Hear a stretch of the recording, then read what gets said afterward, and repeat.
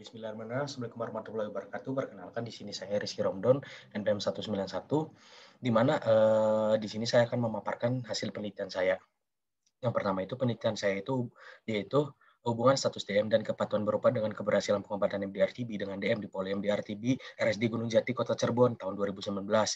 Di mana secara latar belakang TB ini sekitar 3 juta pasien kasus baru dengan angka kematian per ribuan di tahun 2019. Sedangkan di Indonesia ini TB itu pada tahun 2018 sekitar 5 ribuan setiap tahunnya itu ditemukan sekitar lebih dari 1 juta 1 juta kasus TB. Dan untuk DM itu yaitu menurut IDF itu sekitar ada 300 jutaan yang menderita DM, di mana untuk di Indonesia itu pada tahun 2019 diperkirakan ada 10 jutanya kasus DM dan 1 jutanya itu diantaranya mengalami TB. Untuk MDR-TB-nya itu pada tahun 2018 terdapat 4 ribuan kasus, meningkat hingga sampai 2,8% pada tahun 2020 ini. Lalu untuk MDR-TB di Indonesia pada tahun 2017 sejumlah 400 kasusan dan diobati sekitar 27%-an. Di mana kenapa saya meneliti MDR-TB dengan DM, karena MDR-TB order tertinggi, yaitu Indonesia masuk ke dalam TB, MDR-TB, TB HIV maupun TB itu sendiri. Itu Indonesia merupakan tertinggi di antara negara-negara lainnya. Nah, selanjutnya itu dalam penelitian ini secara rumusan masalah yang pertama itu saya di sini apakah terdapat hubungan antara status DM tadi dengan keberhasilan pengobatan MDR-TB dengan DM. Yang kedua, apakah terdapat hubungan kepatuhan berobat dengan keberhasilan pengobatan MDR-TB dengan DM. Dan nanti tujuannya itu penelitian itu yang pertama jelas menganalisis hubungan antara status DM dan keberhasilan pengobatan MDR-TB dengan DM. Yang kedua itu menganalisis hubungan kepatuhan berobat dengan keberhasilan pengobatan MDR-TB dengan DM, di mana manfaat penelitian ini yang pertama secara akademis ini hasil penelitian ini diharapkan dapat dijadikan data awal bagi penelitian selanjutnya mengenai pengobatan MDR-TB. Yang kedua itu manfaat secara praktiknya, yang itu hasil penelitian ini diharapkan dapat membantu meningkatkan kewaspadaan dan pengendalian dalam pengendalian penyakit TB atau MDR-TB untuk membantu pemerintah dalam program eliminasi TB pada tahun 2050, yaitu program METOS, yaitu temukan, obati, sampai sembuh tuberkulosis. Nah, selanjutnya itu kerangka pemikiran ini nanti pasien MDR-TB itu nanti terdapat kegagalan. Yang pertama itu diakibatkan oleh putus berobat atau comorbid MDR-TB, yaitu salah satunya itu adalah DM, di mana DM ini akan mempengaruhi kegagalan pengobatan. Nah, ya di hipotesis di saya ini didapat yaitu mengharapkan yang pertama itu terdapat hubungan antara status DM dengan keberhasilan pengobatan MDR-TB dengan DM. Yang kedua itu terdapat hubungan nanti kepatuhan berobat dengan keberhasilan pengobatan MDR-TB dengan DM, di mana subjek penelitian dan metode penelitiannya itu yang pertama itu ada subjek penelitiannya yaitu pasien MDR-TB dengan DM di Poli MDR-TB RSD Gunung Jati Kota Cirebon. Yang kedua itu bahan penelitiannya itu data sekunder yang diambil dari rekam medis. Yang ketiga itu populasinya ada populasi target sama terjangkau. Yang populasi targetnya itu semua pasien MDR-TB di Kota Cirebon, pasien MDR-TB dengan DM di Kota Cirebon 2019. Kalau populasi terjangkaunya itu populasi pasien MDR-TB dengan DM yang menjalani pengobatan di Poli MDR-TB.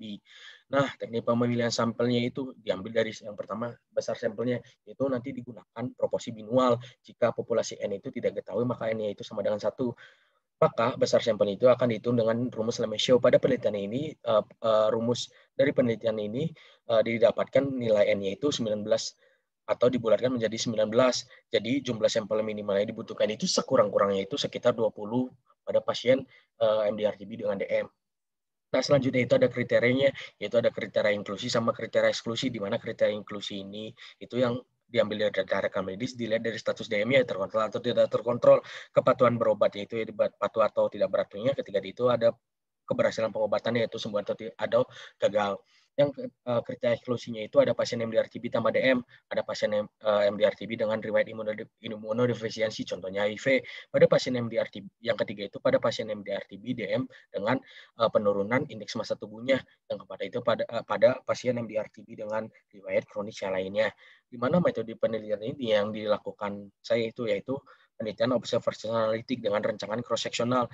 Data penelitian ini merupakan data kategorik sehingga uji analisisnya menggunakan chi-square dan Fisher test, di mana variabel-variabelnya sebagai berikut. Yang pertama itu ada status DM-nya, kepatuhan berobat, sama keberhasilan DM-nya dapat dilihat dari tabel berikut ini.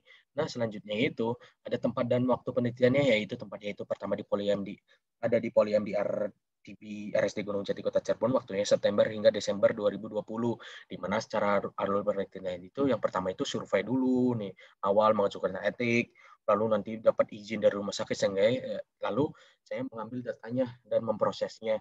Lalu hasil penelitiannya ini menunjukkan yang pertama itu antara hubungan status DM dengan keberhasilan pengobatan MDR-TB dengan DM pada penelitian ini tidak relevan, di mana pasien yang tidak terkontrol itu tetap sembuh dan pasien terkontrol itu sembuhnya itu terjadi kesembuhan juga. Nah, hasil penelitian ini tidak sesuai dengan beberapa penelitian, yaitu pada Johnson Young dan kawan-kawan, bahwa penelitian sebelumnya itu pasien DM ini tidak terkontrol merupakan faktor risiko independen yang seharusnya untuk respon pengobatan MDR-TB yang buruk.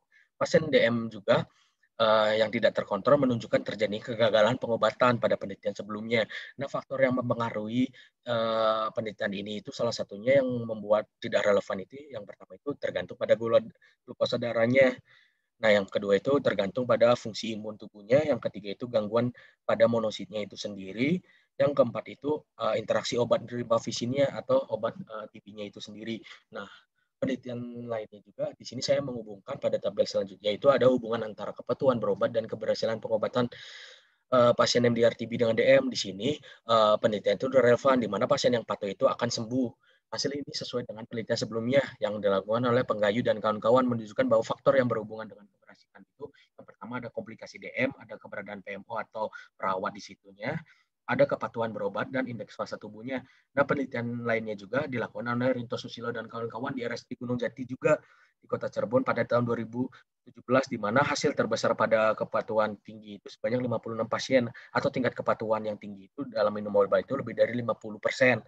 Nah, penelitian lain itu menurut Novia Sari dan kawan-kawan menunjukkan bahwa yang pertama itu menunjukkan keberhasilan itu yang pertama itu dari keteraturan pengobatan, keteraturan mengambil obatnya. Yang kedua itu keteraturan minum obatnya, di mana pasien tidak teratur minum obat memiliki risiko menjadi tidak sembuh.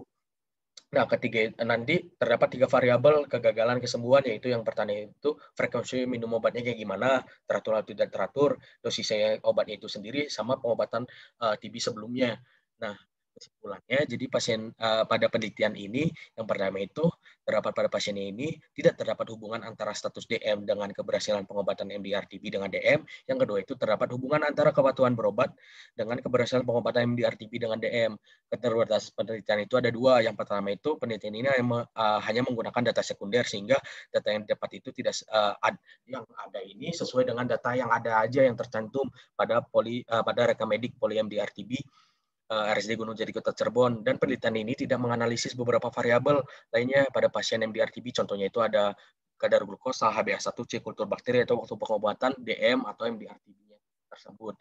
Nah, untuk sarannya itu ke depannya itu ada secara praktis sama secara akademis. Untuk secara akademis, penelitian selanjutnya itu diharapkan untuk meneliti tadi keterbatasan, tadi ada keterangan glukosa darah, HbA1c, kultur bakteri, waktu pengobatan, sama penelitian selanjutnya itu diharapkan untuk menggunakan metode case control atau cohort, sehingga penelitian dapat melihat jangka waktu terdiagnosis MDR-TB lebih lama dan sebab akibat yang lebih akurat. Untuk saran praktisnya, untuk RSD Gunung Jati Kota Cirebon diharapkan melengkapi data rekam medis yang tersedia agar lebih lengkap, dan diharapkan menyusun data rekam medis secara komputerisasi agar tidak menghambat waktu dalam pengambilan data. Yang kedua itu pihak RSD Gunung Jati Kota Cirebon ini diharapkan melakukan kerjasama dengan Dinas Kesehatan atau Puskesmas setempat untuk melakukan penyuluhan atau edukasi tentang bahaya komorbid MDR-TB, serta melakukan pencegahan dan monitoring bagi penderita MDR-TB. Nah, mungkin sekian dari penelitian saya, pemaparan atas penelitian saya.